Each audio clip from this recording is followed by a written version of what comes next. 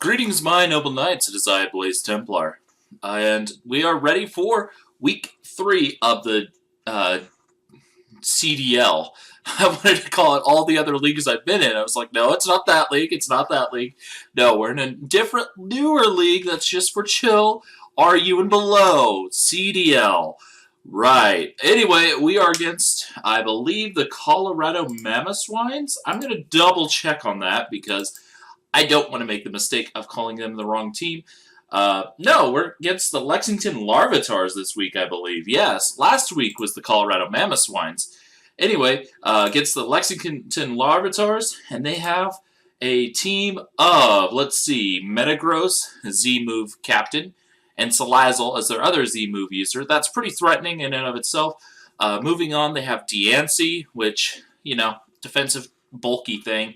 Gonna be a pain in the neck to take out since it's not Mega Diancie. Druddigon, another pretty bulky type of Pokemon. Hard-hitting, Dragon. Glalie Mega, pretty threatening. It is a Mega Pokemon, so naturally it's going to be one of the big threats he's got, and something I'll have to watch out for. Hitmontop, honestly, with all the flying types I've got, I'm not too worried about Hitmontop. The rocks and spinning, that's my only concern really with Hitmontop. Priority could be a little annoying. Noivern, it's fast. It hits decently hard on the special side. And it does have an amazing speeds here of 123, which is 1 point faster than Greninja. So it's a pseudo counter to Greninja, which is kind of hilarious. Roserade, which is a really bulky boy or girl on the special side, decently fast, technician, good special attack stat, spikes, toxic spikes, really annoying Pokemon to deal with. Also can run like Sleep Powder and stuff, could be a huge threat. I have to watch out for that, and we'll see how I do on that. Anyway, moving on, Rotom. Rotom's an interesting mon for me as it Ghost, Electric, has some pretty good coverage. Trick, Will-O-Wisp. Will-O-Wisp could be a bit of an issue if he did decide to bring it, but really, looking at his team, I don't think Rotom's probably going to show up. It doesn't threaten most of my Pokemon, except outside of my 2 Flyers and Cloyster. So, a little bit iffy there. Scarf Rotom could be a big problem, though. We'll have to keep that in mind. Seismitoad, I don't know if he's going to want to bring it. He could bring it, and it could cause some problems, but at the same time, I do threaten it on several fronts. I do have the the Vileplume in particular, which is a huge threat. I do have grass moves like Grass Knot and whatnot, so I don't know if he's going to want to bring Seismitoad. And then last but not least is Serena, another spinner, which is kind of nice for him. Really good Pokemon overall for him. Has high jump kick, apparently, because hijinks. I did make one switch from the last week, and that is the Armaldo. That is our newest Pokemon added to the mix. So I decided to drop Hitmonchan for Armaldo. I needed something that was a little bit more bulky on the physical side, and Armaldo really fit that bill. Plus, it got Rapid Spin and Stealth Rock, which I was suffering from a lack of Stealth Rockers. Sure, Alolan Marowak gets it, but most of the time I want to be using it more offensively. So, let's get into the team now that I've mentioned that one big change. So, I'm running a Salac Berry Honchkrow Jolly with Moxie.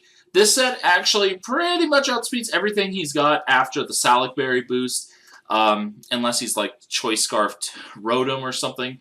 And I actually think I might outspeed Choice Scarf Rotom. I'll have to double check the speed tier real quick. There was... Okay, no, it doesn't outspeed Scarf Rotom. I don't know why I thought it did. But it outspeeds a lot of the things after the Salac boost. I could EV it a little bit, which I probably will do, so I outspeed all of his Pokemon after the Salac boost. But I don't really want to rely on that too heavily, which is why I'm still running max speed, because then I can still be really threatening even before the berry boost. That's basically a late game I'm going to clean up now item. At least that's the thoughts. And with Brave Bird getting me into that range, it shouldn't be too hard. Steel Wing, it'll just decimate Diancie if it decides to come in, because it is the best switch into Honchkrow. Except, again, I am running that just for that. Outside of that, Knockoff deals with Metagross, or I wish it got Knockoff. Night Slash deals with Metagross, Sucker Punch deals with Metagross. Salazzle doesn't eat Brave Birds. Druddigon doesn't eat Brave Birds. Glalie doesn't enjoy Sucker Punch or anything, really. Hitmontop, which I don't want to bring it in on Glalie, but you get the idea. Hitmontop doesn't enjoy Brave Bird. Noivern doesn't enjoy Brave Bird. Roserade definitely doesn't enjoy Brave Bird. Rotom doesn't take the Sucker Punch because it is a Ghost type. Seismitoad doesn't enjoy Brave Bird, and Serena, again, doesn't enjoy Brave Bird. So, outside of his couple of resists, which I can deal with outside of Diancie with not Dark, Steel Wing covers the last Mon on his team, which is that Diancie. So, Honchkrow actually can hit his entire team for neutral to super effective damage, which is huge. I'm really looking forward to a late game sweep with Honchkrow. I really think it will do that this week. It just looks like it's going to be really ideal. Next is the Alolan Marowak. This is actually, obviously, more an offensive-based one with the Flame Charge. Again, boosting up our kind of pitiful speed, to say the least. Jolly Flame Charge means I outspeed a little bit better. And if I can actually get to +2, we look pretty good. I will double-check on the speed tiers again. I might make it adamant if I hit +1 I outspeed certain Pokemon and can't outspeed with Jolly. Just for that a little bit extra damage. But I decided to throw Will-O-Wisp on Alolan Marowak this week, as it will probably force some switches, so I can throw off that Will-O-Wisp as something physical switches in, like Druddigon, who can take a hit or two, and then after getting Will-O-Wisp, it's not too threatening. And I can preserve Marowak for later. So that's kind of why I've got the Will-O-Wisp, a utility move, just kind of there to help whittle down the opponent until it's time for the late game sweep. Armaldo has two major purposes. One, keep the Stealth Rocks off of the field. And two, put Stealth Rocks on the opposing field. But it does carry X-Scissor because Bug Stab is actually not bad at all this week. It hits a lot of his Pokemon for neutral to super effective. Roserade, Rotom, or not Rotom, but Roserade, Seismitoad, Serena, all of them get hit for neutral. Druddigon, neutral. Hitmontop, I don't really want to attack anyway, but Metagross gets hit neutrally. So it hits a lot of his Pokemon for neutral damage. And then I threw on Stone Edge because it actually, uninvested, can one-hit KO Noivern. So if he gets kind of cheeky and thinks he can stay in on Armaldo because of it not really having a way to threaten it, I can smack it with the Stone Edge. 4 extra attack points into, or 4 EVs into attack. Honestly, I could probably switch that to Special Defense, but really it's the 4. It doesn't matter quite as much. Probably will go into Special Defense because, again, that Stone Edge is mostly to pick off Noivern if it decides to get cheeky and try to stay in and Hurricane, because I'm neutral to that. And the 4 Special Defense EVs might help a little bit. Anyway, next is P2. I am actually not running a Special Defensive wall, as he has more physical attackers than special attackers. And considering he has some pretty threatening physical attackers, I actually am running Reflect and Foul Play. So if he decides to try to boost on me, I can Reflect and then Foul Play and Destroy. Discharge, just to paralyze things, slow them down, make Honchkrow's job a little bit easier. Now, next is actually an odd Pokemon. I didn't think I'd ever run a practically fully physically off, or a mixed attacker with only 4 points in special attack. It's kind of ridiculous, but this set actually deals quite well with a lot of his Pokemon. Earthquake obliterates his Salazzle. It can't really hurt Heat-Proof Bronzong, especially with the Assault Vest. Even if it starts nasty plotting, I don't really care. Earthquake still is a 1 to 2 hit KO, even without investment. The only thing that could cause that problems is burn, but I'm also running Size Shock, so it still works out for me. Size Shock actually also covers a lot of his other mons, being most notably the Roserade and the Hitmontop. They get hit pretty hard with those.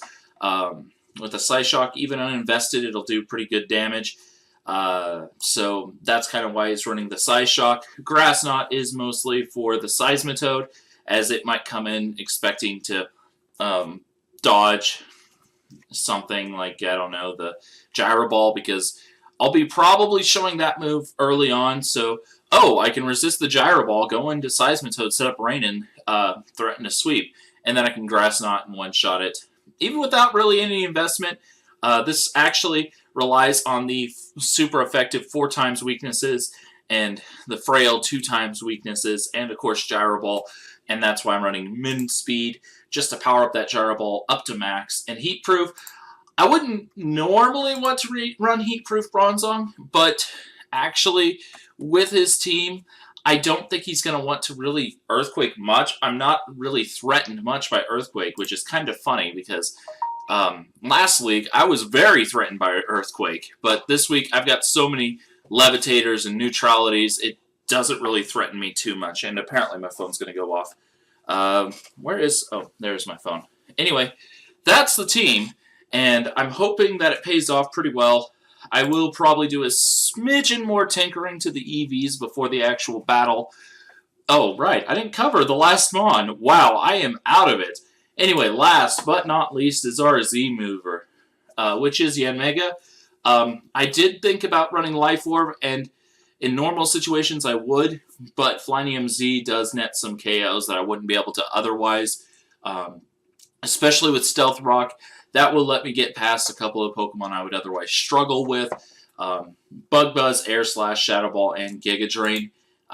Modest nature means at first I will be outspeed, but at +1 I outspeed pretty much everything, unless it's Timid Scarf. So it'll go to +2. Shadow Ball is for things like the Rotom, and of course the Metagross. Air Slash hits most of his team for neutral. Bug Buzz hits almost the rest of his team for neutral. Flying Bug does cover a lot of his team really nicely. Giga Drain actually is for the Diancie. If I've weakened Diancie, a Giga Drain Modest will actually do about 40%, even to specially defensive Diancie. So I could take it out. So that's what I'm running that for. I did think a little bit about maybe running Bloom Doom off of that Giga Drain, but I figured that the more universal Flynium Z was more handy in this case. So that's the team, and this time I've actually covered everything, so yay me. I am the most professional today, but we got the team run complete. We can actually wait for a battle in the next few hours and rock and roll. So until then, I'll see you guys next time. Goodbye. So, small update. I actually was running the numbers, and turns out that Alolan Marowak on Jolly outspeeds a number of Pokemon just barely after a Flame Charge, unless, again, they're, of course, running the, like, Scarf variants and stuff. Like, I believe it actually outspeeds all the way up to Timid Rotom. So, after a Flame Charge, a Jolly Alolan Marowak can actually be pretty threatening against his team. So I'm not changing those EVs after all. Again, Scarf Rotom obviously outspeed still, but I can't really deal with that too. So yeah, no, having that max speed investment here is really good apparently. And so I'm just doing a few more calculations, and I just thought that was a really cool little note. So I'm going to show that at the end of the team builder. So I'll see you there. Goodbye.